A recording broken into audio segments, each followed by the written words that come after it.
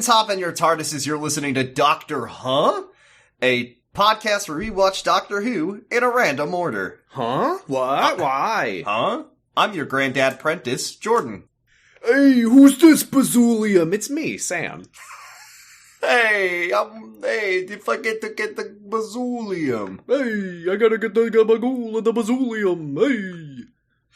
I don't know what this voice is. Hey. Hey, oh. You sound like Goose Hey, I'm from Cornwall here. You sound like Goose from the hit movie Grease 2, is what you sound like. I love that movie. It's really I wish good. there was somewhere that people could go to hear about that movie for just $1 a month. I regret to that makes inform it sound like they can watch it. makes it sound like you pay us $1 and we we'll continually talk about Grease 2. Also, we put that one up in the main feed, I believe, so you don't even need to give us $1 for that. I don't remember which feed it was. Moving on. How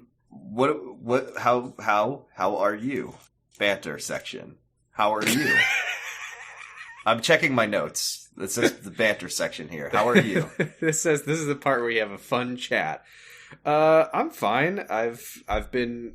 Well, you've been doing Pikmin Bloom more than I have. You've been walking around left, right, up, down, front, center, back and up. I've been trekking. I've been hoofing it all over God's green I downloaded earth. the app, got you into it, and then fucked off. Yeah, I think you downloaded the app and then decided you would give up walking for Lent several months before Lent. And you're, well, and I you're lent not, and my you're not Catholic. legs to somebody else. Hey. Yeah, I don't know. I mean, I don't know how someone does so little walking. Hey, I'm sitting here. Hey, well, you I'm see, on my desk. I walked a lot in the first few days of using the app, and then my legs got tired, and I said, I'm going to take a rest Too day. much walking. And folks, well, no, you know what it was? It's that the last time I went out for a walk, I was with Lauren, who I walk with because she lives here, and we got about 30 seconds outside before I got a call on my phone that was like, "Hey, Sam, can you go? Are you at your laptop? I need work things done." And I was like, "Oh shit!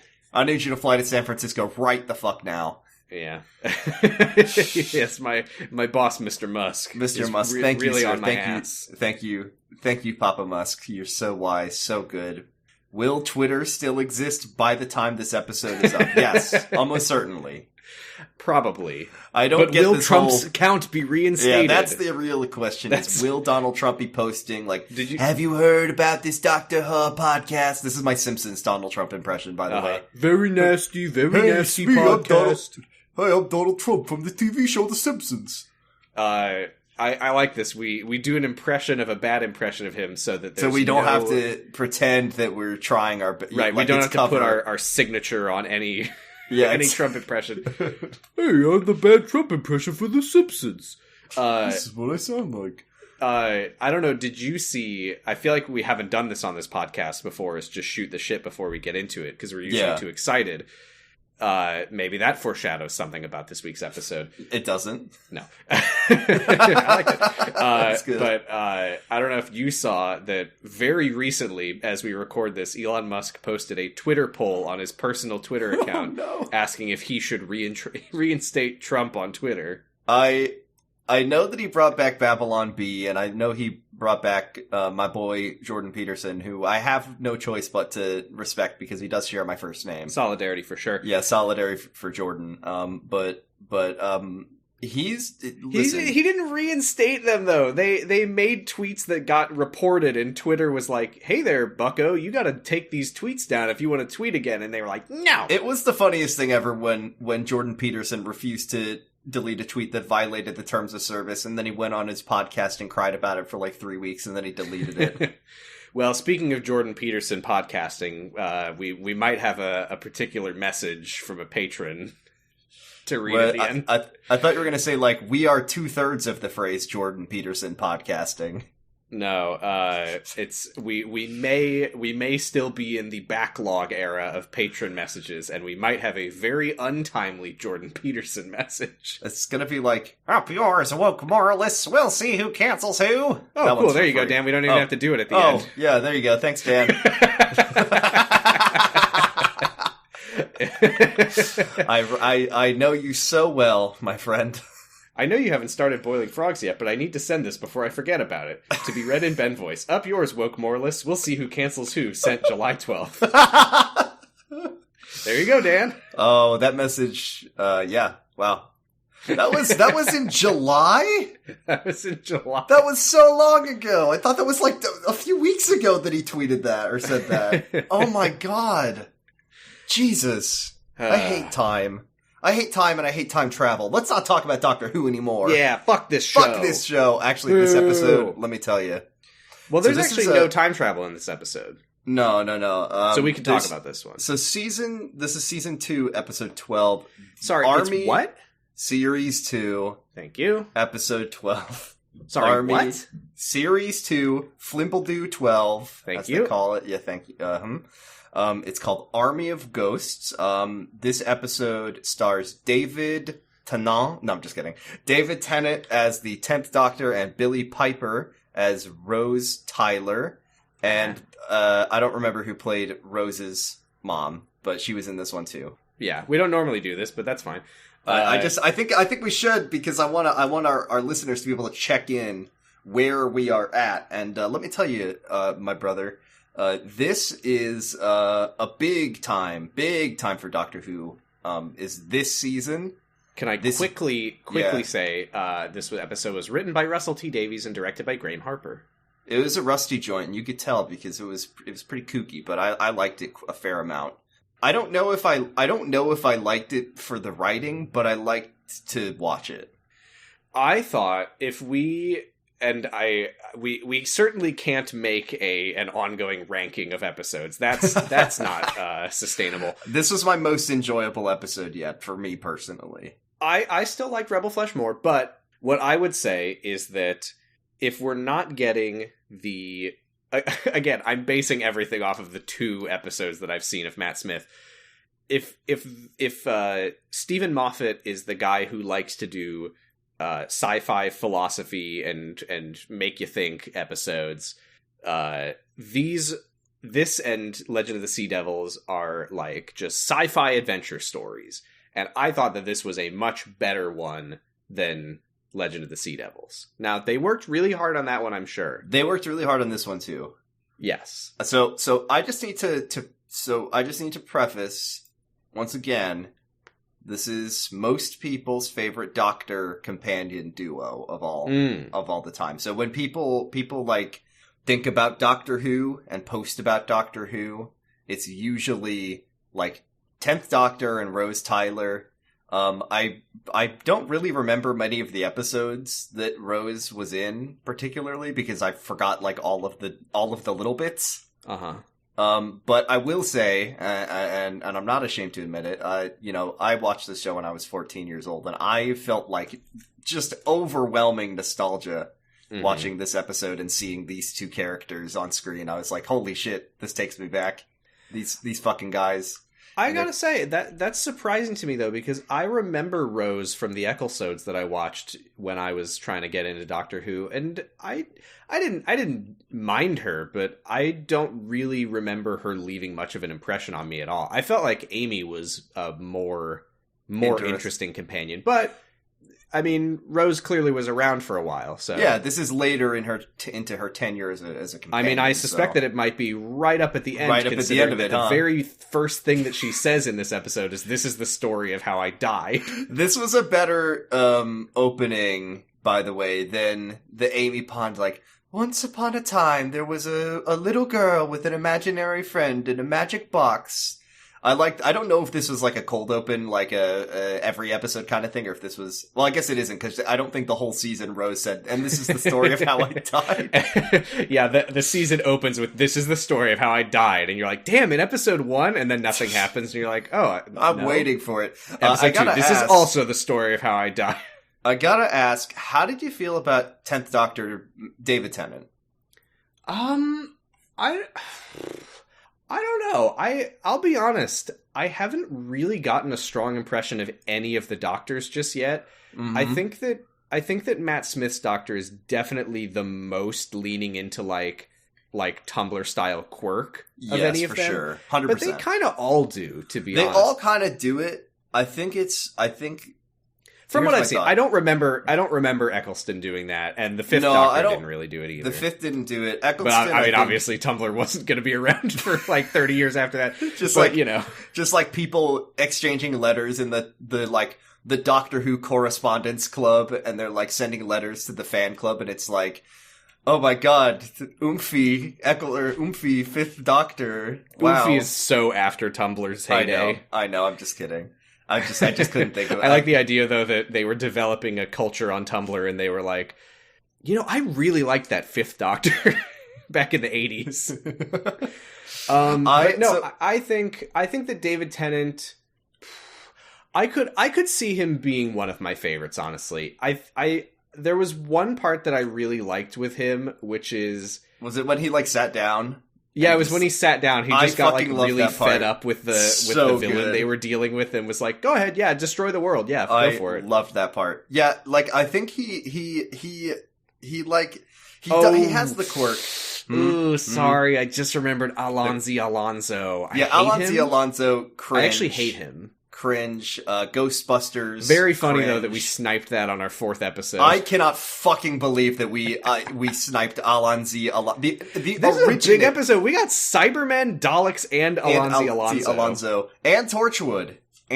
Oh yeah, Torchwood's here. And Mickey's here. I still don't really know what the spin-off of Torchwood is, but yeah, I now I'm actually know what the Torchwood I'm even Institute more is. confused about what the spin-off of Torchwood is, because I didn't think it was I thought it was like the Doctor Who version of like Agents of S.H.I.E.L.D. or some bullshit, but I didn't remember Torchwood being like the Federal Bureau of Control, but English. Oh my god, I just realized so this is an old memory of mine. Uh-huh. So this is not something that I thought right now as I'm talking to you, but I am remembering having a moment where I learned that Torchwood was a Doctor Who spinoff, and I was like, I thought it was like a cowboy drama or something. And I think that I was thinking of Deadwood. It's possible, but is which Deadwood also a might not cowboy be show? a cowboy show. Yeah, I was going to say know. Deadwood could not be a cowboy show. We don't know. I guess we have we to just jump don't ship. have the information. Only Cora knows. Only Cora knows. We'll ask them at the end of the podcast. Is Deadwood a cowboy show? Haven't Tony, seen it. What do you can guys you help think? me out, Tony? And then nobody will respond. One of our listeners will be like, "No, smiley face." Yeah, but as for David Tennant, and once again, I'm cringe, but I'm free. I can't see past 14-year-old J-Man in his room, in his cowboy race car bed, with his little Jordan propeller. definitely did not have a cowboy race car bed. With his little propeller beanie on at all times. Jordan did wear a cowboy propeller beanie. I wore a monocle, according to you, you fucker. It was only because I only said that because it was true. Trying to gaslight me into thinking I wore a monocle. You did. Whatever. I have photos of you wearing a monocle. That's not true. I don't. Anyways, they're on Getty Images. Anyways, I just think he did a good job. I think he was quirky. I think, barring some allons-y Alonso, I think he sells the quirk well. I think he doesn't lean too hard into it. I think it comes naturally for him. And it's probably because David Tennant is like a good like a trained good actor. Like he's a good actor by trade. He's like a Shakespeare boy, I'm pretty sure. Those are the best actors there are. Yeah, if you can do Shakespeare, you could be a quirky Tumblr guy. You've cleared the bar. Remember that part where Patrick... The only harder role to play than a Shakespearean role. Patrick Stewart's performance of the Onceler was just absolutely marvelous. I couldn't get over it. I mean, it was amazing. No, but I liked it, and I didn't like when he wore the 3D glasses. I still don't remember what that's about. I forgot about that shit. It's like the snow globe of this episode. Yeah, I was going to say, like, do they all have, like, a silly item that they carry? It's actually really possible that they do, because, like, one of them has the second Doctor plays a flute, apparently. So maybe they all... It's like the Teletubbies. Like they all have their like, object of power. Oh, like the Teletubbies. Yeah, like the Teletubbies. Like, one of them has a purse, and one of them has a... Yeah, Tinky Winky had that purse. Poe had, I think, some kind of, like, laser scimitar. Yeah, Poe... one of them had the Apple of Eden. That was Lala. Lala had the Apple of Eden. And Dipsy had the Ark of the Covenant. Dipsy had the President's nudes. Dipsy had the piss tape. Dipsy has all the leverage he needs. Okay. Dipsy has political power. Yeah. Poe Dipsy has a sword. Dipsy has the Kompromat. Okay, let's get started talking about Army of Ghosts. They start the episode by spoiling that Rose dies. Which Yeah, is that a was real pretty fucking shitty. dick Keep move. this keep the secrets, am I right? Rose Tyler and the Doctor appear in the TARDIS on a playground. I'm sorry. We're already bad. I need to immediately talk about something that I had totally forgotten from my early Doctor Who watching memories. Mm-hmm. What the fuck was with the colors and the bloom of these seasons? Yeah. Everything is so weirdly it was fuzzy. weird, fuzzy and washed out. I don't know. Is it what? This is from 2006. They had cameras back then. They did. The camera had long been invented at that point. I'm pretty sure this isn't hand drawn, but I'm not sure. It looked really bad. I really totally bad, forgot. But I as also soon as I liked saw it, I was like, "Oh, it did used to look like that, huh?" No, I'm sorry. I know that this is I know that this is just because I'm pilled on being on hating all TV shows now, but I just like when things look like this. I like when shows look bad now, and I know that it's not a valid thought, but I'm hey, it looks bad. I like that. I like when things look bad too. This just didn't look bad in a way that I liked. Anyway. Okay, so they get out of the they appear in the playground. They're there to visit Jackie. So this is the part Rose's where mom. Jackie is Rose's mom, and this is the part where listeners who are longtime fans of our 4-episode long show would know that the joke that I would make here is that Rose would get out of the TARDIS and she would say, there's only one companion this week, so she would say to herself, "Where are we?" And then she would turn the other way, and then she would say, "More importantly, when are we?" But she Jackie knows... walks out of her apartment and says, "More importantly, when are you?" Yeah. But unfortunately, because they were specifically going to visit Rose's mom, I can't make that I can't report that fact, so unfortunately this bit is already dead. I like that Rose walks into her mom's apartment and is like, "Oh my god, Mom, it's so good to see you. Here's all of my laundry." Yeah, I thought that was funny. I think Rose is 20 years old or so. So it I makes feel like sense I that remember her kind of being a fail daughter when I watched Yeah, the show. I think that Rose is just kind of a hyper normie, just regular old, just working class. I like that having a lot of money makes you a failed daughter. Doesn't know how to do laundry, buys bazoolium in space markets. That's called being in your 20s, Sam. Early 20s. You don't unlock the secret of laundry until you hit until, I don't know. I still haven't figured it out. When did you start buying bazoolium? That's none of your goddamn business. Okay. Listen, Mom, I'm not allowed to. Bazoolium. I'm not allowed to tell you where I get my bazoolium from. Well, Rose got some in a space market for her mom. Yeah. And her mom says, "I've got a big surprise for you, Rose. Your dead grandfather is going to visit." And can you please inform me of what the grandpa's name is? Well, his name is Grandpa Prentice. This is a joke name that you would make on, Jergin' It when Lauren gets a new boyfriend or something. You'd be like, his name is Prentice. His name is Prentice Grentis. There's no fucking way that this has to be a joke name. This has to be British people watching, ha ha ha, Prentice. What a funny name for a guy. I have heard the name Prentice before. I don't believe it. I can't. I think it is a British name. Okay, whatever. It's an old British name. And also, Rose informs us that Granddad Prentice died 150 years ago, and there's no way he's alive. And she thinks that her mom Rose's mom says yes, and here he is, and a weird, featureless, silvery fuzzy apparition just walks into the kitchen out of thin air. Apparently, while Rose and the Doctor were gone, which I've never understood. Sorry I know we can't just sit here and talk about the logistics of time travel, but I don't understand why the Doctor can't just take Rose, go on 100 adventures. I guess he wants to keep her chronologically cogent with if her your point life. is that why don't they just come back at the same time when they left? I think it makes sense to be we've been gone from our perspective for 2 weeks. Let's go back 2 weeks after we left. So in the time that Rose left with the Doctor, apparently ghosts have started showing up all over the world. I love that Jackie is like, Yeah, it used to freak us the fuck out, but then we all just kind of decided it was pretty chill. People love it, and I think one of my favorite parts of this episode... so before we see this, Is it the part where Rose walks onto the TARDIS and says, well, they elected a ghost MP in Leeds? That was really funny. But no, so before we see, anything like that, first of all, we call this the midday ghost shift. It happens like clockwork. They know when it's gonna happen. Mm. And we see... like a scientist guy somewhere in London pull a giant comedy lever that says make ghosts happen on it. It's like you're watching a fucking Adam West Batman episode. Right. The lever just needs to be labeled ghost lever. Yeah, and we see this woman whose name is Yvonne Hartman, stolen from Death Stranding, by the way. Played by Tracy Ann Oberman, who... I know her as the lady who I watched have her first sip of soda on When I Lie to You.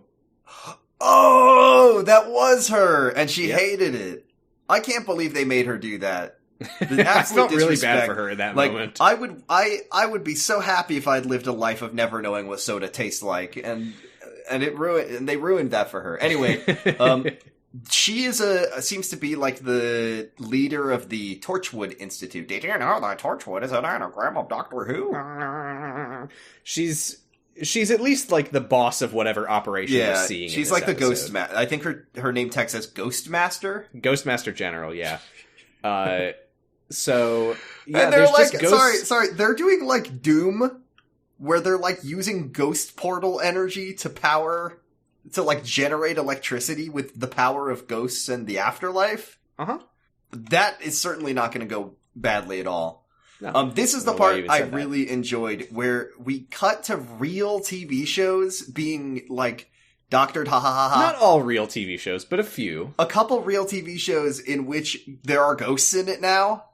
Like, yeah, so that's like good shit. I like that. There's like, there's a British talk show lady named Trisha Goddard who we see a segment on her show where a lady's like, I'm in love with the ghost! And then everyone applauds.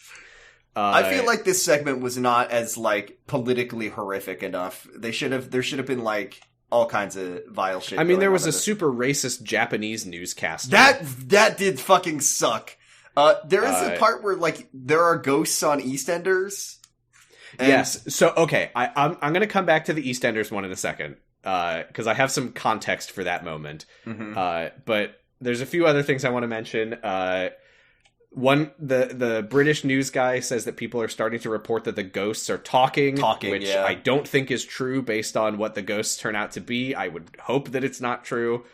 We see a weatherman reporting the ghost forecast with a map of the UK with little ghost icons. Was he the guy? He's like, oh, what's the guy? Oh, it's where he's like, and up in Llanwire, the Welsh place, a ghost storm coming. As far as I could tell, this was not a real weatherman. This was just an actor. But no, I'm just saying it would be funny if there were ghosts in the Welsh city with the really long name. Oh, that's it. That was the joke. Okay. There's also British psychic Derek Acora who says, "No one needs me anymore," which there's a commercial for Ecto Shine where this lady's like, "My ghost was looking drab and grey, then I got Ecto Shine." But I want to specifically talk about this EastEnders thing. Mm-hmm. Oh, one more. You didn't talk about the Ghost Watch. Ghost Watch. Ghost Watch is like a paranormal TV show. Oh, I think I missed this one. And that's and then EastEnders, please. Okay, so the EastEnders thing.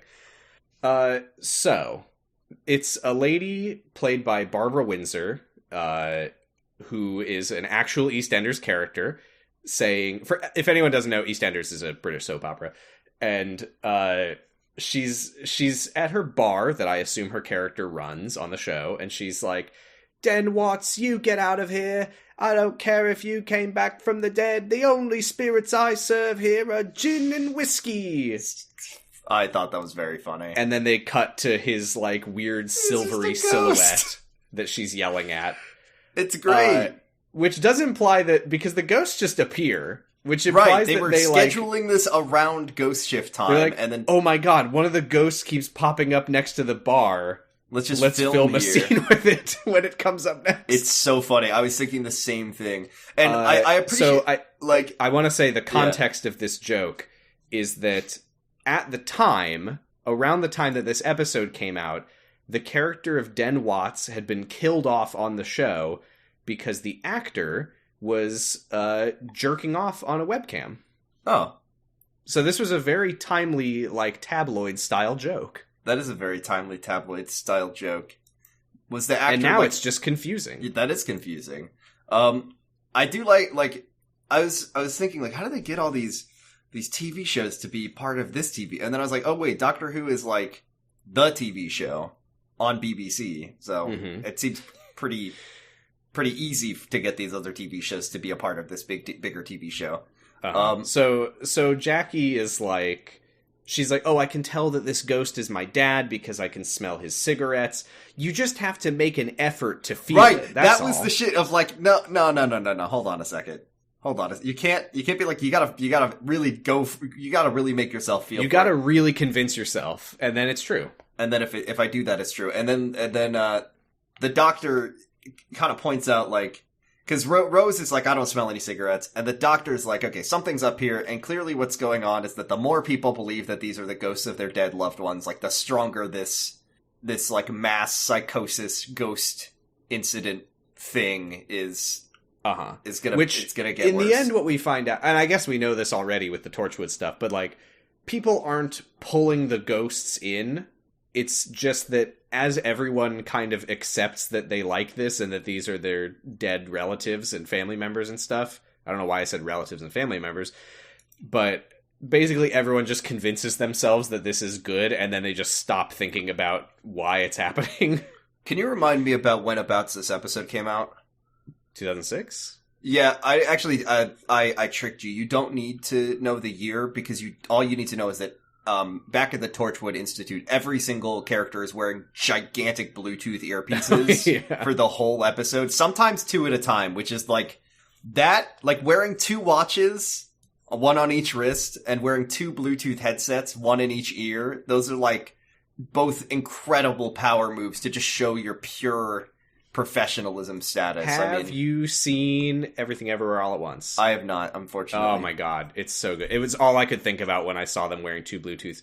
I do want to say, they are all wearing one earpiece until a particular thing happens, and then they put on a second earpiece. To show that they are cybernetic, I guess. I want to say the doctor comes up with a metaphor that I thought was kind of interesting when Rose is like, well, if they're not people, what are the ghosts? And the doctor says, well, you look at a footprint and it looks like the bottom of a boot, but a footprint isn't a boot. And I thought that was an interesting way of thinking about it, and it made me think. From his unique perspective, we have learned more about the nature of these ghosts. About the nature of boots. So, yeah, we're back at Torchwood Tower. We meet a new character. Hartman from Death Stranding calls Dr. Rajesh Singh? Yeah, Rajesh. I didn't catch his last name, but yeah, Rajesh. They call him Rajesh, and over the triple Bluetooth headsets that they wear in all 3 of their ears.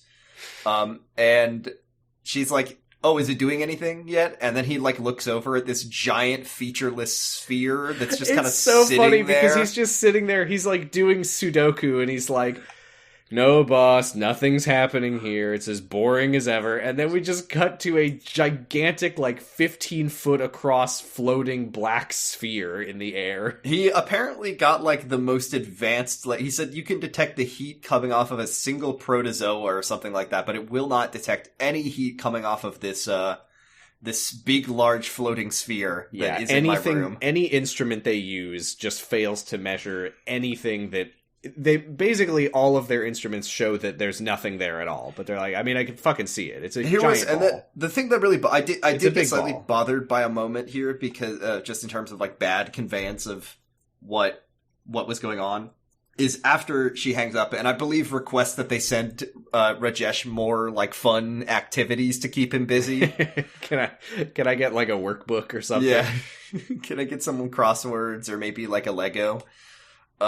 Lego, please. He goes up to the big sphere and tries to touch it, and like I couldn't figure out like what like it was It pushing. looked like he got zapped. Yeah, like his hand doesn't make contact and it makes a sound, and I couldn't tell if it was like heat or a force field or I don't know, but he can't touch. I assumed it was like some kind of force field. Yeah. That's just a guess. There's two other Torchwood employees named. Time for like sex comedy, I guess. it's Adiola and Gareth who are like flirting with each other on instant messenger. Adiola sends Gareth a message just like, "This is so boring, haha." And then he's so bored. And then Gareth is like, "Haha, yawn, winky face, haha, bored, haha, wink, ding, haha." And then he says like, "Do you want to get split in half?" By a robot. Okay, this part fucking killed me because here's the sequence of events. They're flirting via Slack, or whatever 2006 Slack was. It looks like fucking MSN. Yeah, Messenger. it's like, yeah, and then they're like, they're gonna go like make out, and also, Snog, please. Just a little, no, never. And then there's a funny moment where they leave and Hartman is like, "We all know that these two are fucking, right?" And then everyone's like, yeah. Everyone laughs and claps. Okay, so they go out into the hallway. They see this like plastic, like this tarp or whatever you'd call, like this like section, plastic sheeting. Yeah, sheeting on this like separating some under construction building. Which, by the way, we know that there's a big wiggly tentacle in there. We've already seen this, and it shouldn't have been padlocked. But it's the great only because thing that ever is behind some sheeting. So Gareth walks in and then he like stops talking and Adiola like follows him and is going and it starts out like funny music and like sexy music. Yeah, she's then, like, Gareth, come back, I want to do do the sex at you. And then like he's not responding and it slowly turns sinister. And then, me as a viewer, I'm genuinely getting kind of like, oh, something's going to jump out or something freaky is going to happen. There's going to be a big scary monster. And as she keeps going and going towards and further through the plastic sheeting, and then she like slowly walks around a corner and then a Cyberman is there. Remember the 60s? Literally the least scary. I don't know if a Dalek which is scarier, a Dalek or a Cyberman? I think the Dalek are scarier. I think so. They also look stupider, but they are also scarier. I 100% agree. There is nothing like this is a reverse jump scare. It just made me laugh. I was like, what the fuck? Also, what happened to Gareth? Because I thought he got, but I don't think he did. He got eaten. He didn't, because didn't we see him later and he was normal? Or was that a similar looking white man? No.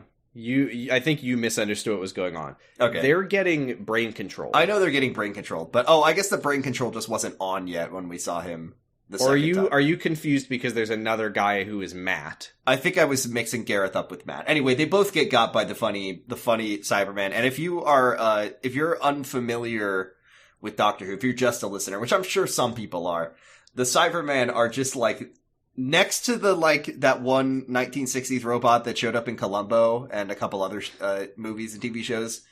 The Cyberman is like just the most 1960s silly robot. It looks like a generic robot toy that would be on Josh Traeger's bed. Right. I mean, on his desk. Yeah, his desk. And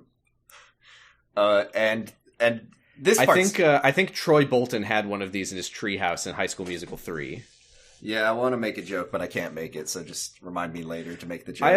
I have a question for you. Yeah. And don't give me the answer if you have the answer. Yeah, both of you to assume that I remember details about Doctor Who. Well, you don't know what the question is yet, asshole. Okay, fair enough. Okay.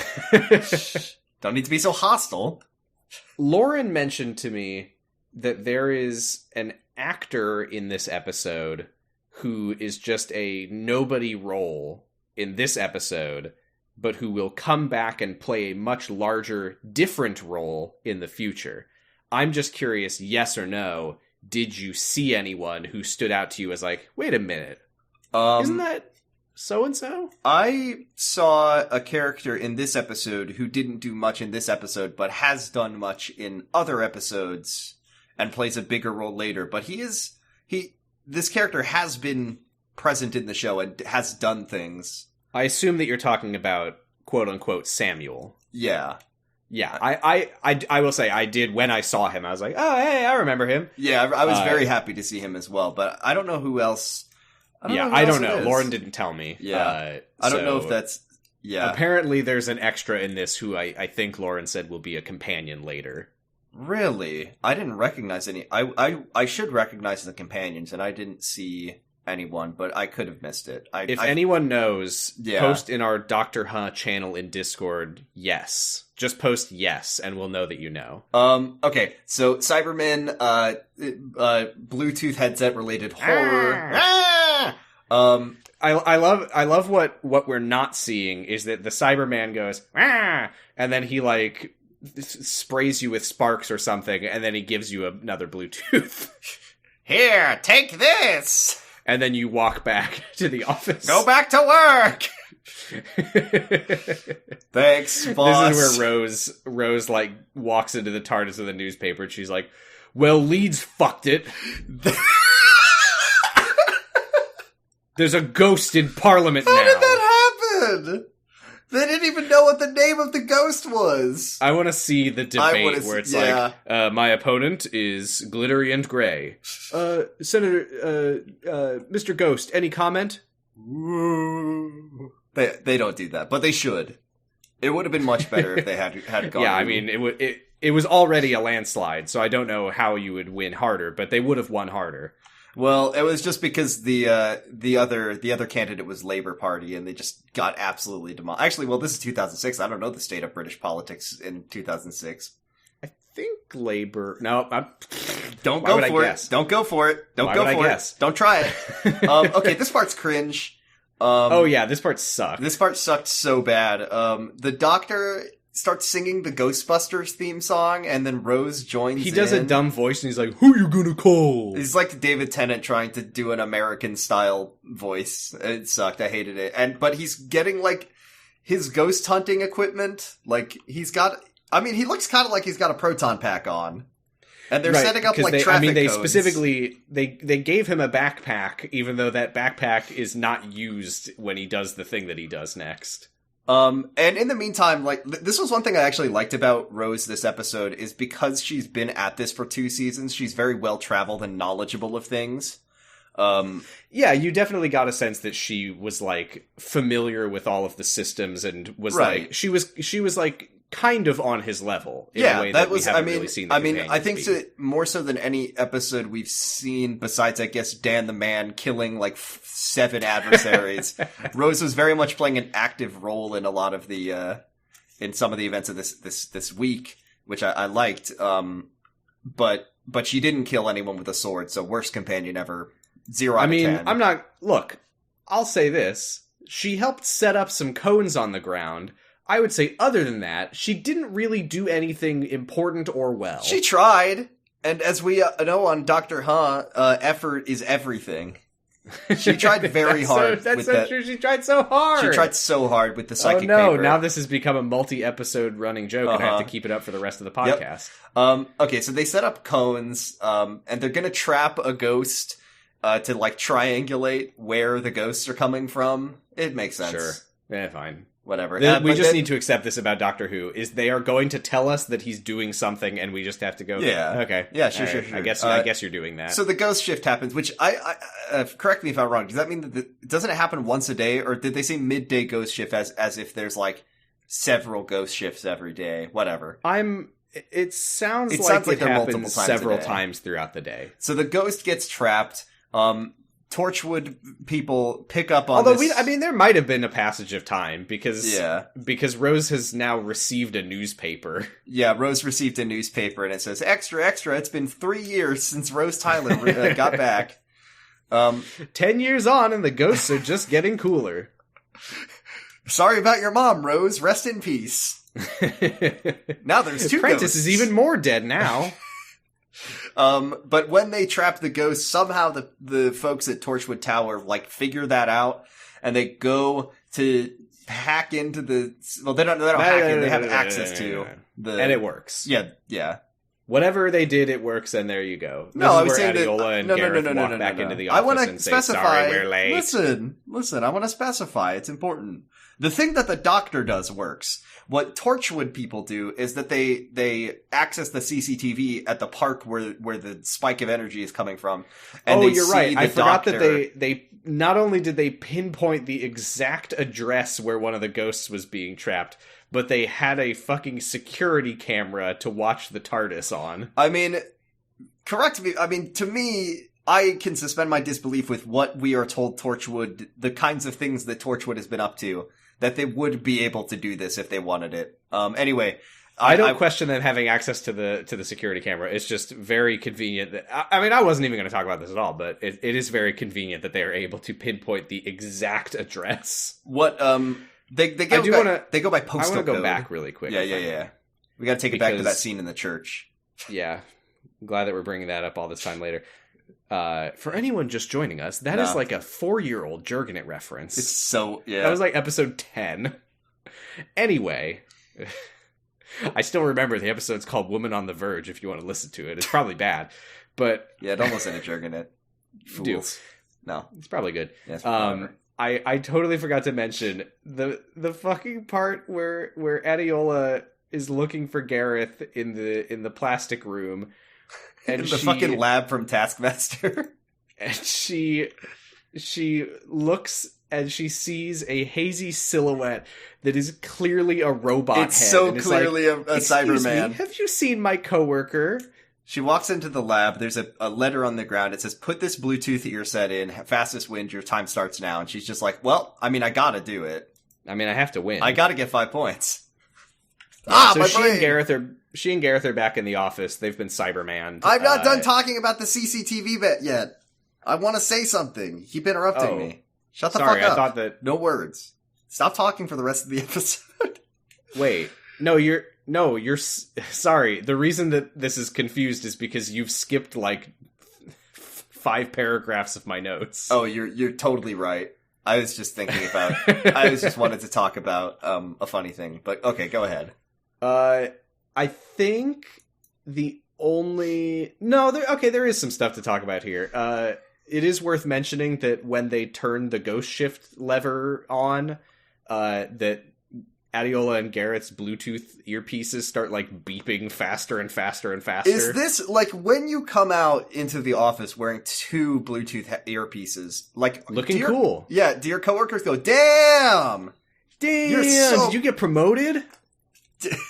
The higher level, the more Bluetooth headsets. Yvonne walks in and she's like dragging her head on the ground because it's weighted down with earpieces. I'm not like a horror movie person, but I did see that Cronenberg movie, the trailer where the guy has the ears all over him. That guy could fit so many Bluetooth headsets. Oh man, that's like the moving CEO. On up at Torchwood. So powerful. He could. Yeah, get ears for the job that you want, not the job that you have.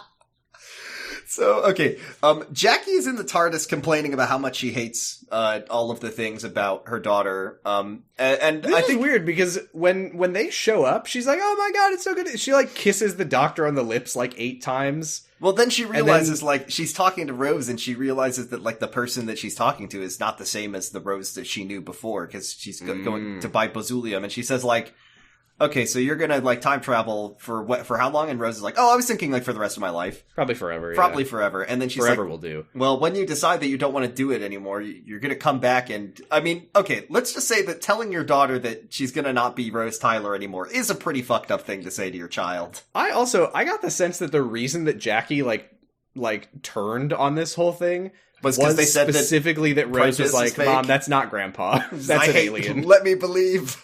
Let me believe." Yeah. So yeah, this is where they turn the power on. We should mention that Yvonne puts on sunglasses. So cool. And like looks at a bit. Well, I mean, it was really cool. I'm mentioning it specifically because there's a big white wall that glows really bright when they turn the power on. Future so bright, I gotta wear shades. Yes. In the meantime, the ghost appears, gets caught in the cones. In like a pyramid laser barrier of cones. This is where he puts on his stupid 3D glasses. He puts on his stupid 3D glasses, and, I could go on the wiki and click the link to 3D glasses, and one of 2 things will happen. It'll either say, The 3D glasses are a doctor's spectromagnetic vision machine disguise. Or it'll be like Harry Potter wiki. Yeah, it'll be like 3D glasses are a pair of glasses that are used to... yeah. Anyway, he's like, where did you come from? He goes Eccleston mode. Where did you come from? I don't get that reference. Eccleston yells a lot. I thought you knew that. I don't get that reference. I thought you knew that he yelled. Okay. No, he's just like, let's see where this ghost is from. Now you listen here, you little prick. Starts waterboarding the ghost. Time to go to the water park. It's like so. Yeah, I like the ghost. Like starts like flailing and like swiping at the doctor, and the doctor's like, not such a nice little ghost now, are you? He's been waiting his entire millennia's long life to say, "You've been a bad little ghosty," or whatever he said. Whatever the fuck he says. Yeah, whatever zany shit he says. Yeah, so this is where they pull up the the Google Maps. And when they pull up the Google Map, when they pull up like Look Maps or whatever off-brand shit, Look at Earth, Map Adventure, burglarbuddies.net. My theory, and I gotta be honest, that this was my real theory, was that in an effort to summon the Doctor, that the Torchwood Institute was making ghosts happen, because they knew that if they made a scene big enough, like all the Earth getting taken over by ghosts, that the Doctor would show up and they could get him. That's interesting. But... it does turn out it was just like a lucky coincidence. But yeah, they do kind of make it seem like that, because they see the TARDIS and she's like, yes! They wanted this, and we go to Rajesh and he's like, we've got him. Yeah, they can tell they wanted this very badly. It turns out it's unrelated, but it's unrelated, but it is kind of it's like unrelated to the ghost, but it's not related. It's very related to Torchwood. Yes, which I think was fun. So the Doctor and Rose, and also Jackie, they took Jackie here, which I think was a little bit irresponsible. Well, but the Doctor didn't realize that Jackie was still in the TARDIS, because he just runs into the TARDIS and he's like, allons-y, allons-y, allons-y, allons-y, allons-y, allons-y. I should say allons-y more often, allons-y, allons-y. What if there was an Alonso? I'd say allons-y, Alonso. Sam, I have to ask you a question. Do you think that the Doctor will ever meet a character? I'm a very genuine question. Do you think the Doctor will ever meet a character named Alonso and say allons-y, Alonso? Because I thought it was going to happen in this episode and it didn't. So what do you? I was like, surely that's later in the episode. So we know that he's going to be around. I mean, he gets 3 series, right? He gets 3 series, yeah. So do you think anytime in season 3 he will meet a guy named Alonso and say, I think that in season 3 there's going to be an episode where he meets a guy named Alonso, he looks excited, and then at some point in the episode he will say, allons-y, Alonso. Always wanted to say that. Okay. Interesting. Noted. So they show up at Torchwood. There are 100 men with guns pointing guns at the Doctor. For no reason, it turns out. No reason, absolutely because not. he gets out of the TARDIS and they literally all start applauding. They love it. Why did they do that? They applaud him 3 times in a row. It's literally here. I have it in my notes. It's the most fucking Donald Trump ass moment I ever seen. They get off the TARDIS and Yvonne claps for him, and all the guards start clapping too. And I thought that they were like, oh, she wants us to clap. I guess we'll clap. But no, they are like smiling. They are so excited to see him. Yeah. Congratulations. Yeah, Greyjoy. They're applauding for the Doctor. Widow's Wail! Widow's Wail! Yeah, Greyjoy! They are applauding for the Doctor. And they stop clapping. And the Doctor says, hi, I'm the Doctor. And they start applauding again. He said that. Say the line. Allons-y, Alonso. They stop applauding, and Yvonne says, if it wasn't for you, none of us would be here right now. And then they all applaud him a third time. They are so... I mean, this made me think that because once again, I forgot most of the show. This made me think that maybe there was some kind of Doctor Who canonical fan club. But I'm sure there would never be an episode about something like that. Well, Yvonne will explain what she meant by we wouldn't be here if it weren't for you, and it's fucking hysterical. It's so funny. I do also want to say that the Doctor, as he's getting off the TARDIS, Rose is like, don't do it. They all have guns. And I did like the Doctor's line here where he's like, yeah, well, I don't, which means I'm a better person. So they might shoot me dead, but I will still have the moral high ground. That was so funny. Like, genuinely got a laugh out of me. It's just a good line. I think Tennant from who we've seen, he's also the funny. Like, he's actually got good comic delivery, which I think he does. So Yvonne then is like, but don't act like you're here alone. We know that you got always travel with a companion. Where's your companion? And he pulls out Jackie, and then Jackie says, "Where are we? And more importantly, when are we?" And they go, "Yes, this is your companion. That's true." He introduces her though. He says, "This is my companion, Rose Tyler. The other day, she looked into a time vortex and aged 57 years." So mean. Which is very mean because she is nowhere near that. She's extremely in her 40s. He is claiming that she is 77. To be fair, if I can give this incredibly mean man a tiny shred of benefit of the doubt, he is an immortal time being. It might be that his grasp of human aging is not so good, but he also knows about like British culture, so I don't think that's true. He knows about, like, fish and chips and cricket, so... Now, why do we think he did this? Was it so that Rose could... I think so. I think free to look around, I guess? I think he knew that, like, Rose would be the more qualified person to be left alone in the TARDIS, and it would be better That's true, actually. The last thing he would want to do is leave Rose's mom alone in the TARDIS as Torchwood. I mean, okay, there was for the record, we skipped over this, but when he... there's a really great scene that I liked. Speaking of you saying that Rose didn't do shit in this episode... we see Rose working the TARDIS in this episode.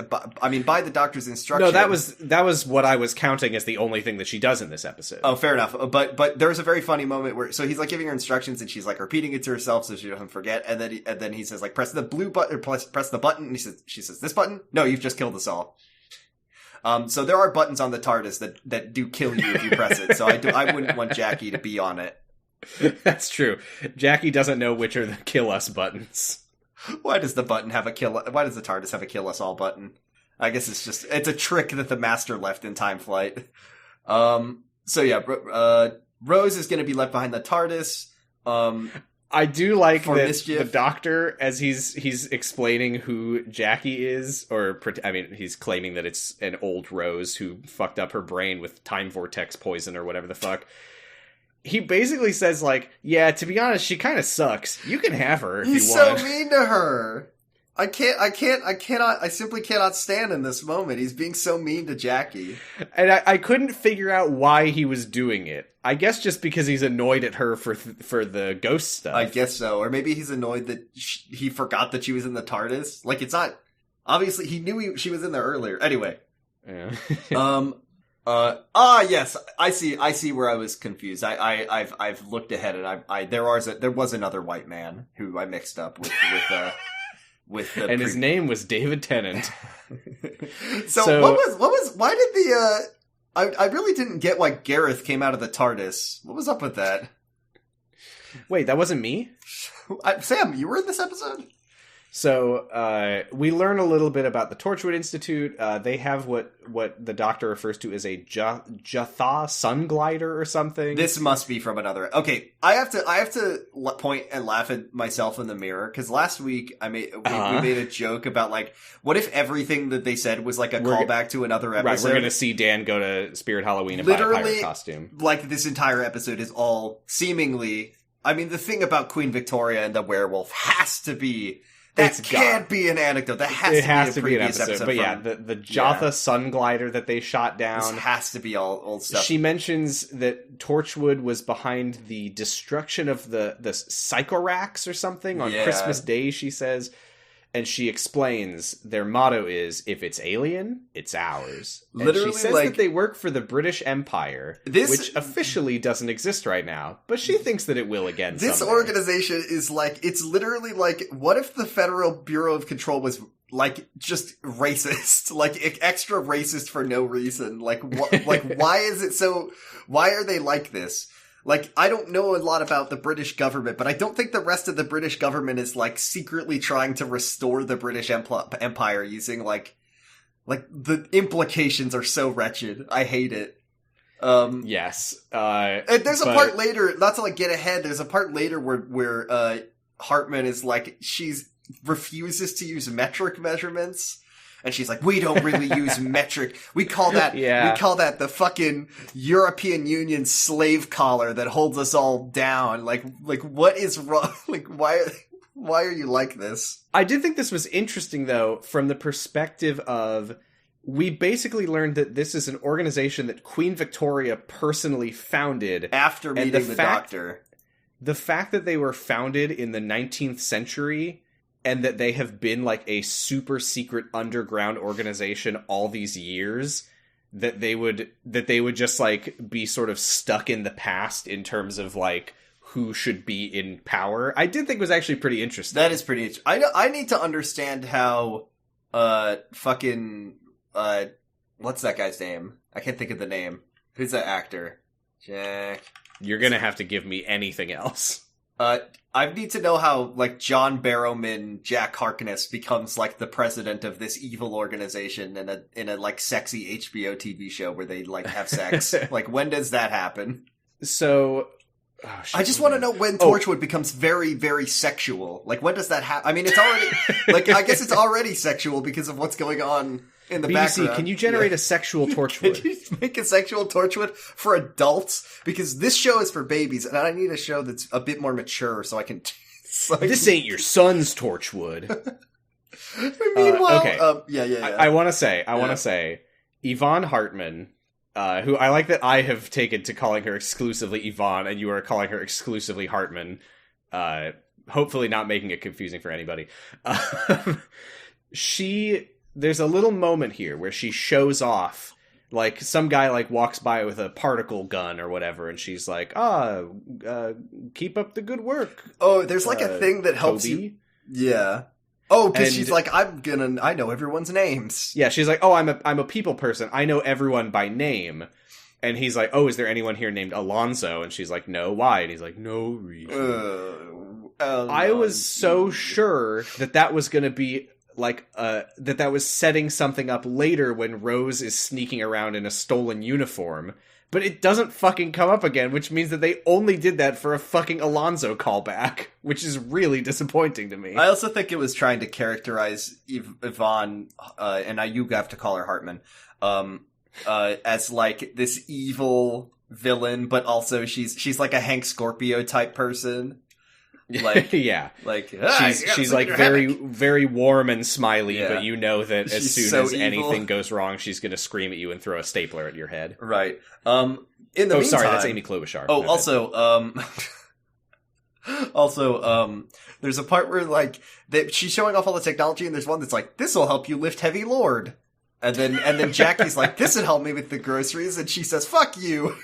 Yeah, she's like, "This is for us."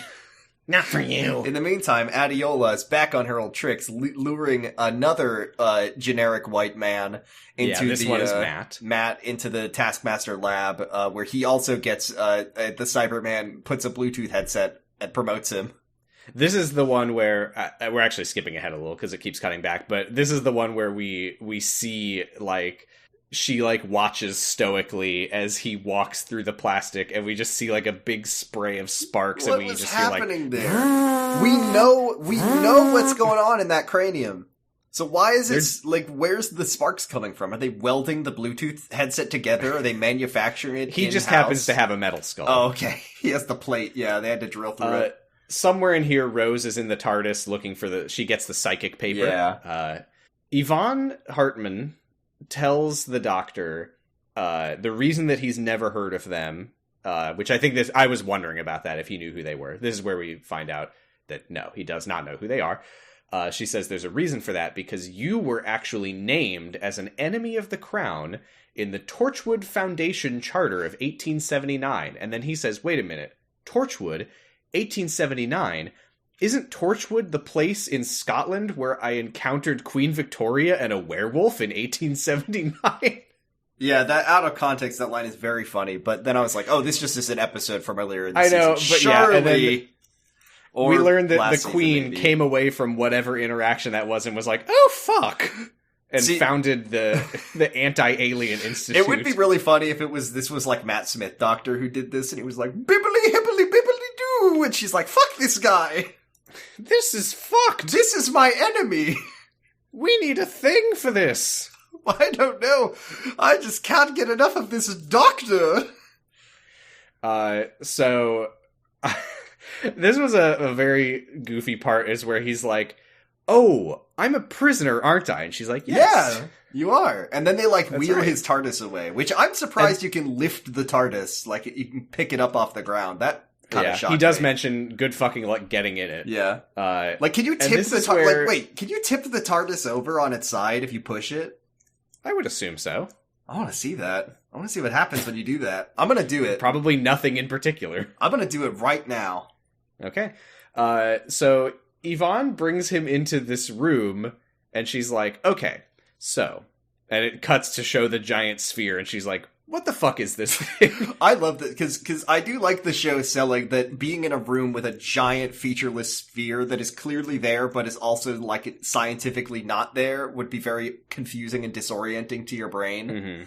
Mm-hmm. Jackie is like, what is this? Like, she says, like, it makes me want to, run away and not look at it. The doctor... it'll do that. So the doctor is like, this is impossible. This isn't... No. This is... He puts on 3 glasses. Yeah, he puts on 3, and he goes, okay, this is a void ship. And then he explains that this ship can travel in between dimensions in the void. Mm-hmm.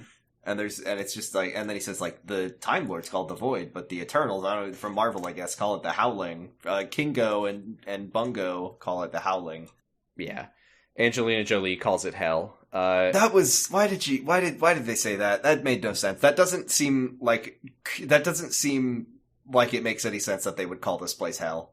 I should have called it Purgatory or something, if they were gonna do it, which they didn't need to. Yeah, I guess I see what you mean. But yeah, so Rajesh asks why anyone would go to the space between dimensions, and he says, just a way to escape from creation, I guess. It's really antisocial. Just wants some and Yvonne reveals that after the sphere arrived, the ghosts started showing up. Yeah, it was like a sphere then ghost kind of deal. Classic. This is where I have in my notes, Rose gets out of the TARDIS and grabs a lab coat off of a table and puts it on. And I wrote, careful, Rose. Yvonne is a people person. She's gonna know that you're not. But no, that's not. That it just doesn't come up. She's like, so I was actually pretty sad about and then she goes, I'm Alonso, and she says, there's no Alonso here! I was just thinking about it earlier. That's so weird, and we were just talking with the doctor about this. How crazy is that? Okay, they want to get into the sphere, and the doctor's like, no, you don't. You don't want to get... The sphere is very bad. Let's not do that. Yeah. So she shows him to the big white wall. Oh, and right. They built a skyscraper in order to get up here. And it's a real skyscraper, and you see, like fucking archival footage of it from the outside that's very clearly not shot with the same camera as the rest of the show. Yeah, she says, and I hate to say this. She says, big fat load of a little bit of Disco Elysium plagiarism. Oh, no. What are you gonna say? I'm saying, and I'm not gonna get into it. Oh, I see what you're. Yeah, I'm picking up what you're putting down here. If you know, you know. Yeah. I think that Disco Elysium may or may not have plagiarized this. I don't think so. No, I don't think so. I don't think so. But anyway, so what she says is that they were detecting on their radars that there was this mysterious black spot 600 feet in the air above London. So they built a skyscraper so that they could basically have this thing be inside of a building. And the doctor is like, now hold on. You're telling me that you found a hole in the universe and you thought that what you should do is tear it open. This is a and good idea. And just like, yeah, you don't get it. If we open this and all the energy comes out, we don't have to be in Iraq.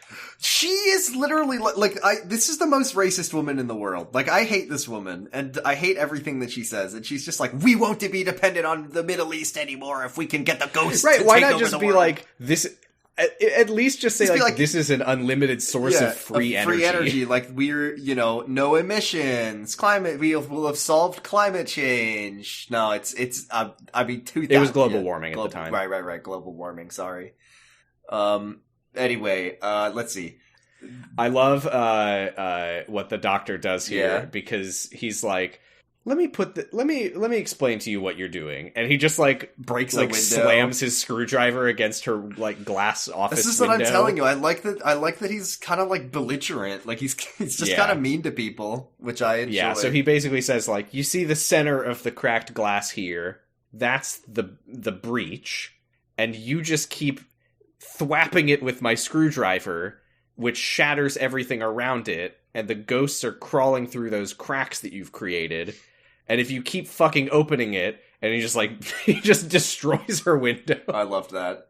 And then this is my favorite part. And then she's like, "Don't worry, we'll be careful." And then he's like, "Oh, okay." Great. And then she's like, "All right, well, we're going to do it anyway. Start the ghost shift." And this is when he literally just like pulls up a chair and sits down. He's like, "All right, yep, whatever. I don't care.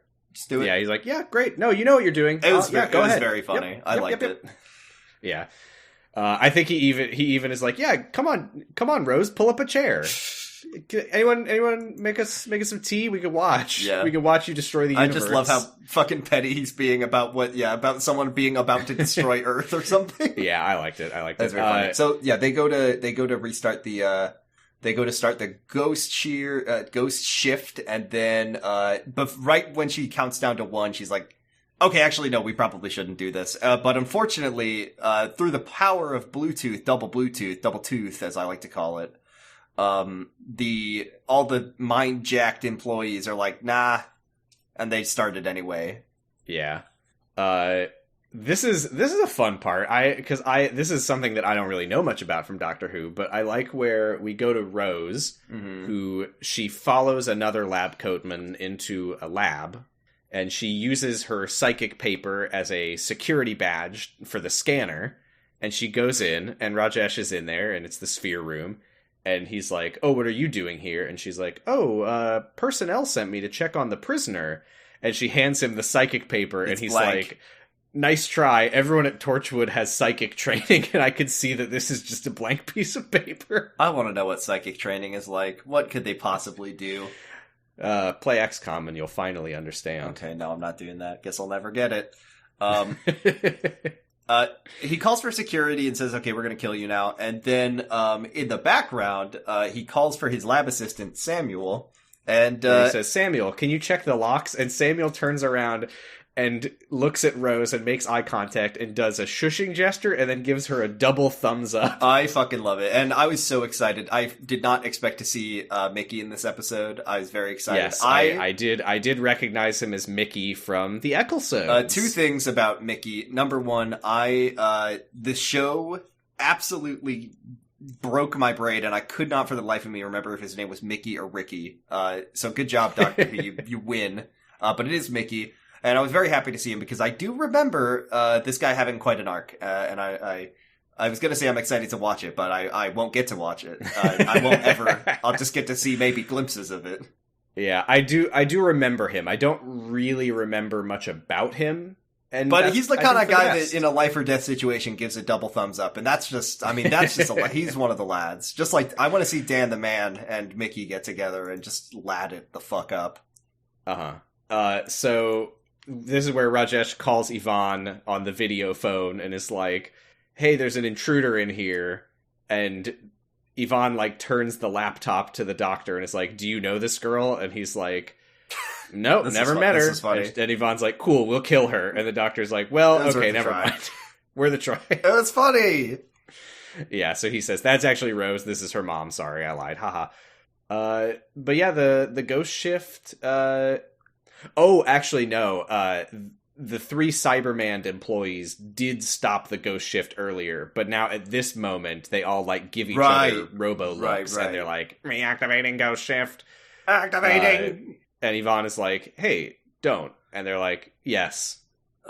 This is the part, this was surprising. I mean, I understand, like, the logistics of it. This was surprising, though, because they start the ghost shift, and then the Doctor, pulls out his screwdriver and, like, turns off the headsets, and they all just drop dead. And I was like, damn, I know they were probably already dead. Yeah, well, that's what he says. He's like, they're dead. And Jackie's like, you killed them? And he's like, no, they've been dead this whole time. And then he pulls out he just pulled out what seemed to be a perfectly normal Bluetooth. It's Yvonne does this, and he tells her not to, but she does it anyway. It just seemed like a perfectly normal Bluetooth headset to me. Well, it is. That's the thing. It's got the big worm on it, like it always does. Right. Yeah, Yvonne pulls the earpiece off, and there's a giant slimy worm. Why was there sparks, though? What part of this process involved sparks? I'm telling you, his brain was made of metal. But it goes in through your ear! Oh, his brain was made. I thought you were saying earlier you said his skull was made of metal. No, his skull was made of metal. The worm had to drill through his skull. It doesn't have to drill through the skull to get to the brain, does it? I guess, I don't know. Sorry, are you asking if the skull is outside of the brain? No, I'm saying, but it goes in through the ear. Does the ear have holes that lead to the brain to get for the nerve to go through? Oh God, you know what? I think you are right. I'm sorry. Yeah. I'm sorry. Yeah. Welcome to Ear Guessers. Oh, that's almost an equally old Jerkin It reference. Ball Guessers. They're just like flipping through a fucking scrapbook of old bits from 4 years ago. They're still referencing Jerkin It? Yep. I'll never stop. Nope. Okay. The three of them are dead. Me too. So the doctor says, like, oh, we need to trace the signal. This is where, quote unquote, Samuel, because the sphere starts reacting. Right. It's like shaking. Yeah. And he's like, oh yeah, I thought this was actually a cool effect, even though it's entirely tell don't show, is that Rajesh is like measuring the readings and he's like, guys, the sphere has mass now. Oh, sorry, one more thing. According to the Doctor Who wiki, which I have no reason not to trust, the thing that they pulled out of the ear was not a worm, it was just the like nerves in the brain. And that it was just indicating that the Bluetooth was just hooked up directly to their brain through the ear nerves. That's basically the same to me. Yeah, the ear is basically a big worm. So the sphere is becoming real. Mickey, Mom, who is Samuel. The sphere is real. Tell it it's not supposed to become real. So Mickey basically is like, don't worry, Rose, I'm here to be He's badass now. Like, he's badass. This is why I'm confused by what surely Lauren is talking about Mickey, but he's got a gun, he's badass. And also, I believe that he is hinting at some adventures that took place in a parallel universe Earth, I think he mentions, and I vaguely remember something like that happening with Mickey, so... Well, don't, not to me, you don't. Just saying if he mentioned it. He said something about, like, they were in, we fought the Cybermen in the other world, or something like that. Something like that. Yeah. But anyway, so the Doctor follows his screwdriver signal thing to the Cyberman plastic room. Yvonne is like, there shouldn't be anything here. They're just doing renovations. They're just concealing the beast below over here. Right. And then he says, but this world is colliding with another. And then we just see like 6 Cybermen like karate chop the plastic sheets open, which I have to say is not very impressive or scary. They're so shitty. I'm assuming that, like the Daleks, the Cybermen are supposed to be, like, nigh indestructible, because we see them, like, shoot the Cybermen. They're like, we don't fucking care. Sorry, that's a Dalek voice. That's not what... Yeah, did one of the Cybermen talk in this episode? They talk, but they have a silly voice, but not as silly as the Daleks. It didn't, yeah. I have bad news for you, Sam, which funny. I think we haven't really had any voices for this show, but we will 100% have to be doing Dalek voice frequently. And why is that bad news? Bad news for us, no, good news. It's good news for everyone. It's the greatest voice that has ever existed. It's such a good voice. I can't wait to do it all the fucking time. It's so fucking good. So funny.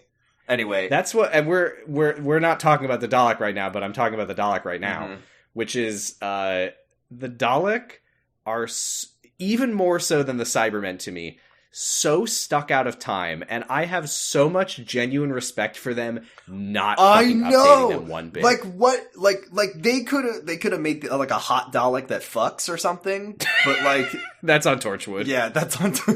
I'm Dick Sir, Dalek. we made a hot Dalek that fucks. I'm Sex Dalek. Thrust, thrust, thrust. But no, I mean, listen, if they changed the design of the Dalek, people would be fucking furious for good reason. It's so good. It's the dumbest looking 60s robot, and it has the stupidest, best voice of all time. It's so good. Show manages through its like writing and its presentation to convince you as a viewer that these things are scary and dangerous, which is just amazing. Like, how does that even work? It should be playing like Seinfeld music whenever the Daleks show up, but it plays like scary music when they show up. Yeah, so they get captured by the Cybermen. This is where Mickey says to Rose, like, we beat the Cybermen before, right? And they vanished, but they found their way through to this world. But so did we. I don't really have context for that. We'll just move on. We'll just move on. All we know is that the Doctor said that this was impossible. Yeah. But Mickey says, yeah, well, he was wrong. It clearly happened. And he says, I don't know what's in that sphere. I'm gonna probably kill it. The king of the Cybermen. Whatever it is, I'm gonna fucking kill it with my big gun. It's so good. At this moment, let's see. The Cybermen have captured Doctor and Hartman. And This is where we get the iconic Cybermen line, "We are the Cybermen." I thought the Cybermen had like a catchphrase, but I want to keep saying it's assimilate, but I think that's what the Borg from Star Trek say. So I don't know if assimilate is definitely a Borg thing, but they might also say... They might say like... It's not a copyrighted word. It's cyber time! Who's ready to party? What's up? Okay, so the Cyberman leader guy, I guess, do they have a rank? Yeah, he orders that they're gonna make the ghosts set ghosts to yes, and that the ghosts are gonna really yeah, he basically says open breach parentheses all. Yes. And all the ghosts start appearing, and we go to the news again, and they're like, there's more ghosts than ever before, but it's probably good. These ghosts are voting, and we love it. Can ghosts enlist in the army to fight the Iraqis? Yes. They can't stop. I love this part. I love this part here. I fucking love this episode. This episode is so fun. I love this part here where we go back to the sphere, and it's Rose, Rajesh, and Mickey. And Rajesh looks at Mickey and he's like, Samuel, what do you think? And Mickey just takes off his lab coat and earpiece, and Rajesh is just like, who are you? Okay. Yeah. Like, what? Yeah. Why you're acting like that's significant, but that means nothing to me. You just took off your lab coat. It's not like he removed a mask or something. No, he just took off his lab coat to show that time has passed or something. Like, but yeah. Wait a minute, Mickey or Samuel, you're supposed to wear your lab. He takes off his shoes and puts on some like open-toed shoes. Samuel, no! At this point, all the ghosts in the world, in all the funny, iconic locations, such as in front of the Taj Mahal. Not even a joke. In front of the Taj Mahal, where, by the way, there are no tourists. No tourists, because they all, and then I don't know, they're like doing holding up the Leaning Tower of Pisa. They're holding up baguette in front of the Eiffel Tower. But all the ghosts turned into This Cybermen. is how the Doctor knew that they weren't real ghosts, because they're able to hold up the Leaning Tower. Ghosts can't hold up the Leaning Tower. These are Cybermen. That's right through them. And at this point we see like implied child murder, I think. Oh yeah, because I don't know if you said that the ghosts become Cybermen. Yeah, they become. Yeah, I said that, and they start like hunting people down, and we see like families run, like the police. Yes, there is like a family of 4 in their house, and a Cyberman comes from upstairs, and there's another one that walks through the front door, and we just like zoom in on a little boy's face, and he's like, "Mommy, I'm gonna die, Mommy, Dad," I'm dying and the dad's today. like, "Yes." It seems so, son. No matter what the Doctor does, you'll still be dead at the end of this. Yeah, so we get a call back to the boot thing where Jackie's like, "I'm confused. I thought there were Doctor. ghosts. why are the ghosts robots? And he's like, don't you fucking remember what I said, where this is just like an impression in our reality, like a boot, it makes an impression of a footprint? And she's like, I don't understand. And then, let's see. This is when, I do want to say. This is when, yeah. I do want to say, sorry. Mm-hmm. I love, by the way, that everyone is like playing Foursquare with ghosts and stuff, and then the ghosts become Cybermen, and they're like, oh shit, that's right, we were scared! Ah! See, I think it's funny, because does that mean the Cybermen were playing Foursquare? Like, we do actually see kids playing, like, ball with the ghosts. So I was really disappointed, though, because it's one of the first things we see the ghosts doing, is that there's kids, like, playing ball, and one of the ghosts appears, and they're like, oh, great, we can play with the ghost. So was the Cyberman just, like, having fun with these kids? No, the ghost is just standing there. Oh, okay. Which was a real letdown. That is incredibly sad. Okay, this is when Mickey is like, alright, time to shoot the Cyberman, because the ship is opening up. Mm-hmm. And then, meanwhile, with the Doctor talking to the Cyber Dad, the, like, Chief Cyberman. Oh, yeah. This part was really good. He's like, you built that void ship, what are your plans? And he's like, we did not build the void ship. It was not our technology.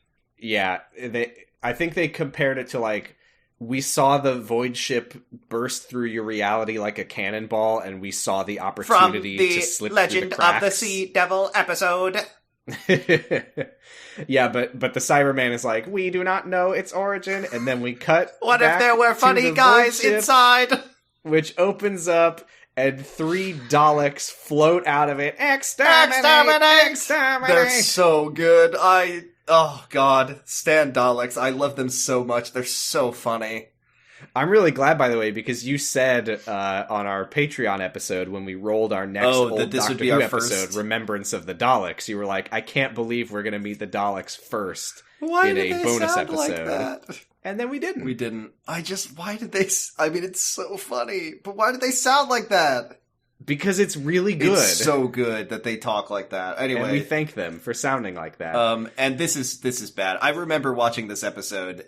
By the way, like and going, how the fuck are they gonna fix this? Like, oh yeah, the Doctor says something like, "This isn't an invasion anymore; it's a victory." Yeah, they took over the Earth. They just did it. Yeah, yep. He's like, "Yeah, they fucking won. Yep. They got us." Cool. And that's the end of the episode. Yeah, I honestly don't know how they're gonna fix this. Yeah, we got, in the next time on, though, we see, it looked like the Cybermen were, like, fighting the Daleks, which was interesting. It's possible.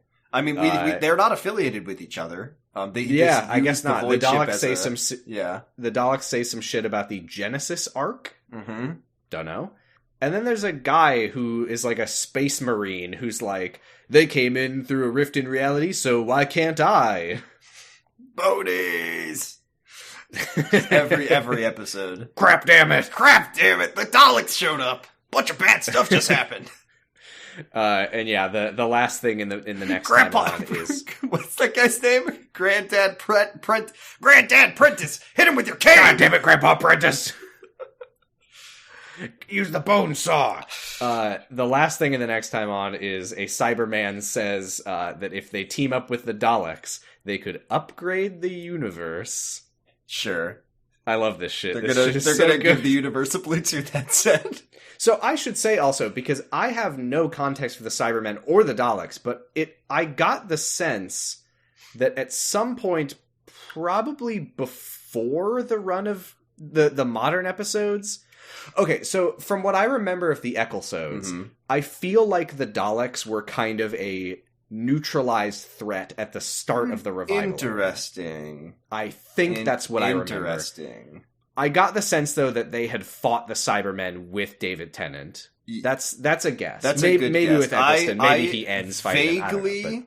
Vaguely remember what's going on with the Cybermen, kind of. I remember much more about what's going on with the Daleks, so I will not comment. All right. Of my remaining Doctor Who knowledge. Episode. Great episode, very silly, very fun. I really liked the 10th Doctor. I really liked seeing Daleks, and I really, really, really liked the sex comedy to suspenseful horror movie to Cyberman jump scare. Very good. Good shit. Yeah.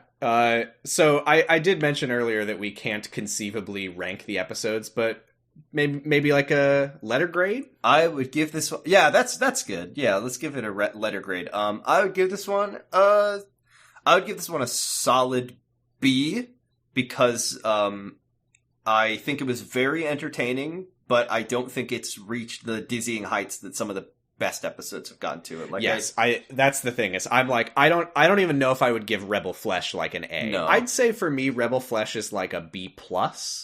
I'd give this a B. And if we're doing this, the whole thing? Okay, fine.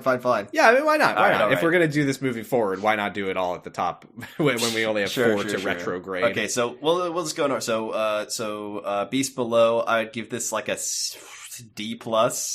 C minus. I'd give Beast Below a C. Okay, C is fine. I'm giving Legend of the Sea Devils a solid D+. I was underwhelmed by that episode. Okay, I would give Legend of the Sea Devils a C+. C. Haha. Ah. Sam, I need you to... And then... Then a B+ for Rebel Flesh and a B for this one. This one's good, yeah. What'd you got for Rebel Flesh? I think I said a B. I don't know about B+. I think I would put this on par with Rebel Flesh because I like David Tennant more than I like Matt Smith. And I also liked seeing Daleks in it, and I thought there were some funny jokes. There were some funny jokes. Jordan. Yeah. You gotta spin that. This is the best part of the episode. You gotta episode, spin the wheel. Because this is where I click the randomize button on my random.org list randomizer and take whatever's at the top. Here we go. Okay. This is a B. So we're in a two-parter. Uh-oh. This is the first time this has happened. Uh-oh. Oh. Give me some deets. Oh, I think I know what we're about to deal with, because we are heading back to Series 5. We're gonna hang out with Matt Smith some more. And Jordan, this is gonna be Series 5, Episode 5, Flesh and Stone. No way! Wait! I think we got Weeping Angels. Oh shit! It's a Weeping Angels episode. I think we're gonna meet the Slendermans. We're gonna meet the Slendermans. And let me tell you something. If my memory serves, the Weeping Angels are in one good episode, and then in a bunch of not very good episodes. So I look forward to finding out which one this is. Yeah. This could be now, good. It could be good. I do see that Season 5, Series 5, Episode 3, the episode right after Beast Below. So we are going to be I remember this episode. Holy shit, I remember this episode. It's finally happened. An episode I remember. This is going to be very interesting because, what I was going to say is that, oh, right, because, oh my god, sorry, I'm having a lot of thoughts right now. Let me recenter myself and explain what's happening. Deep breaths. Is I'm seeing that Series 5, Episode 3 is called Victory of the Daleks, which is very funny considering what we just watched, but I am remembering that is where Winston Churchill has a Dalek. Yeah, he's got a pet Dalek. Okay, a couple things about this episode, just to get you excited. One sec. Okay, number one. So we got Matt Smith. We got Karen Gillan as Amy Pond. Alex Kingston as River Song. Oh, and Ian Glenn as Octavian. Ian Glenn, Jorah Mormont for S from Game of Thrones. Oh, S to spit on Jorah's grave. I don't want to see him. I mean, it's not his fault that he plays Jorah. It's not his fault. Hey. Yeah. I hated Jorah by the end of Game of Thrones, but I actually liked him quite a bit early on. It's very funny because I think he got a real upgrade from book Jorah. I honestly do think that a big part of why I despise Jorah in the show is because Jorah in the books is such a piece of shit. Dear Khaleesi. Anyway, I'm very excited for this. Very, very excited. Oh man, I'm excited. Yeah, this is going to be a good one, even if it's not. All right, let's wrap this up. Sam, tell us about our Patreon, which we have to watch Classic Doctor Who this week to put an episode up on. Yes, we are going to be doing a couple days after this episode goes up. You will be able to listen on our Patreon to our episode on Remembrance of the Daleks. Now, this episode like got the Dalek worm in my brain, so now I'm just so excited to hang out with some of those funny little guys. That I mean, okay, can we just say Daleks? I know they're not little, but they have such funny little guy energy. Oh my god, they're funny. They are funny. I will say, they're funny to me, having never seen any episode where they do anything. This is the thing. I've seen a lot of episodes where they show up and do nothing. The episodes where they do things will be very interesting. There's an Ecclesode that I'm chef's kiss so excited to get to, hopefully one day, maybe. There's right, because I'm pretty sure the thing about the Daleks is that they are like mass murdering like robot alien monsters. Yeah, they're very, very in the textual universe of Doctor Who, they're incredibly dangerous and scary. But to me, as a viewer, I just wanna put them in my pocket and carry them around. Yeah, so it's gonna be fun when we eventually someday get an episode where they're doing something. Yeah. So tell us what's on offer. If you give us money. Yeah, so for $1, you get a mildly special Discord role marking you as lightly coated in slime, and you can get access to all of our bonus content. For $1, you get the one Bluetooth headset tier. You get, we got one episode already on old Doctor Who, but also we got tons of older stuff. We got fan fiction readings. Lauren has been listening through the Pregnancy Pact Secret Life fanfics, and that has been a hell of a trip down memory lane hearing her report on some of the shit that we read all those years ago. Ricky and Jack in waiter suits with towels over their arms. That was the thing I remember very Adrian distinctly. gets Ben a signed copy of The Call of the Wild, and he gives her a framed picture of the ultrasound, and she starts crying, and he goes, "Oh no, you hate it!" Jesus Christ. I did hear I don't remember which one of us read it, but I did hear one of us say the phrase "small but they're abs." Nothing from our Patreon content has impacted my life more than the phrase "small but they're abs." It's a real brain worm. Yes, you did put on a Bluetooth at the time, and I did think it was kind of weird because you already had one on. Mm-hmm. So that's on there. We watched a bunch of teen movies, all the High School Musicals, Grease 2, that's all on there.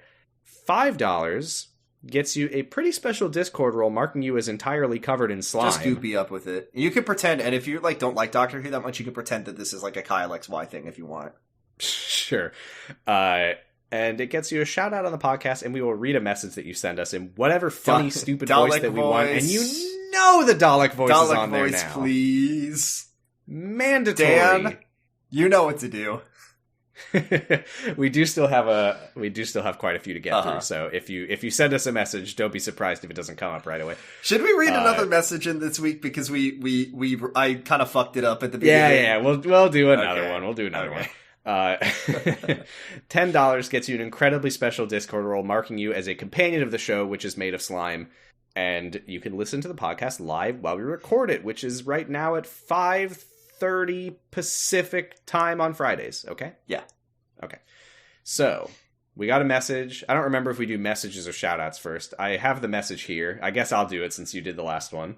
This is from Chai. Thank you, Chai.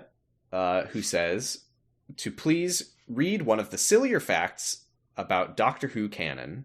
This doesn't say any particular voice, so I'm just going to read this. Here we go. At the end of Season 6's The War Games from 1969, the second Doctor is forced to regenerate and then sent into exile. And this is technically spoilers, but the odds of us ever rolling this episode out of the 500 plus episodes are zero. It's going to happen like if we get this episode. Yeah. Okay. The second Doctor is forced to regenerate and then sent into exile on Earth by the Time Lords as punishment. However, the actual regeneration and transition to the third Doctor is not shown directly on screen. Instead, the Doctor's face contorts in agony as the screen zooms out and fades to black before the episode ends, with the Doctor's next on-screen appearance being the already regenerated third Doctor collapsing out of the TARDIS in color in Spearhead from Space of Season 7 in 1970. The apparent gap between the end of the War Games and the third Doctor's first appearance, as well as many other in-universe factors, led many fans to believe that the second Doctor had several adventures between the War Games and Spearhead from Space, just had known collectively by the fandom as Season 6B. What, like he had a hurt face the whole time and he was walking around? So they thought that at the end of the episode he goes, ah! And then God knows what happens. And then, like, in Season 6B, which does not exist. And then at the end of Season 6B, he dies and becomes the seventh Doctor and falls out of screen. He had a slow face-related death that took him long enough that he could have several adventures while dying of his face injury that contorted. That's very funny. Also, having now read this fun fact, that the idea that this would be a spoiler is retroactively laughable. Wow, the Doctor dies. The second Doctor dies, no. and that's why he becomes the third Doctor. What? Thank you for that fun death fact, of the Doctor is an unspoilable occurrence. We know that the Doctor... We know the actor is going to get sick of it eventually. Usually doesn't take that long. Doesn't take that long at all, no. 3 seasons appears to be the max. So that is our message for the week. Our second message for the week. So now... This feels wrong. I think we usually do this in the other order. But anyway, thank you to our $10 and $5 subscribers, Cassidy, Destry Hawk, H. Cabe, Colin Paget Arnold, Dan Big Challenger Silva, JCH, Roy, Stephanie B, Stephanie Karen, and Tasty C Sponge. Thank you all so very much. We really appreciate it. Thank you all so very much. And hey, while we're at it, I know. I don't want to enter Gage too much, but we are starting up the show again, and I think it would be really cool if you could recommend us to a friend, or give us a review, or, retweet, or, well, that one's probably not going to do that much for very long. Share our podcast somewhere. Send it directly to Elon Musk. We haven't shared our socials, but we have, we're on Twitter at Potting Bros. That's true. I am on Twitter at Posy Stress. I'm on Twitter at Bradifus Rex, and you can find us on Twitter at Potting Bros. You can find us on co-host. That's the thing.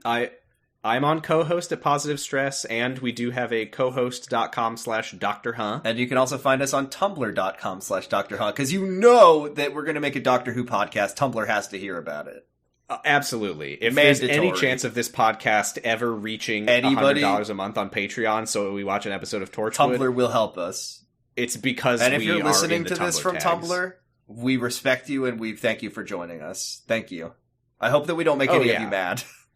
Oh yeah, I just for reference, if you are listening from Tumblr and you don't know us, I was on Tumblr. I was a Tumblr teen. Tumblr was absolutely my entire life. And I'm feeling things out on Tumblr as Twitter goes down the tube. So I'm there, but I'm not sharing my I won't share my Tumblr here because I won't. But I am on Tumblr, just seeing how things feel as Elon goes nutty with the website of my choice. Yeah, who knows? Maybe if Twitter does go down as people are expecting it to, I'll probably just make a Potting Bros co-host page. Yeah, but for now, I haven't bothered. Fair enough. But that's it for this week. And we have a new tradition. We're going to close every episode. I would like everybody to listening to rise. And Sam, can you please lead us in prayer? Yeah, here. Let me copy this into my notes so I always have it from now on. Like we say at the end of every episode, may your life flow like a river. May your days smell sweet as a rose. May your nights be calm and still as a pond. May you be as lucky as an ace in a game of blackjack, Harkness. And may the Doctor light your path through time. That Harkness sucks so much. That last is Jack Harkness. You have to understand, we cannot get away from this one.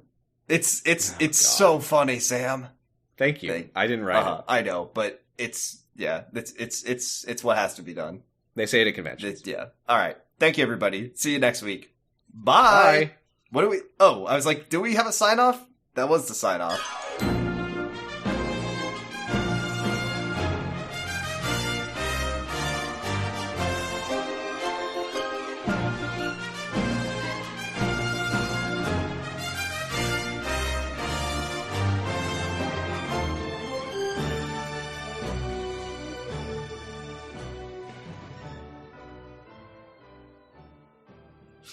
Inscrutable.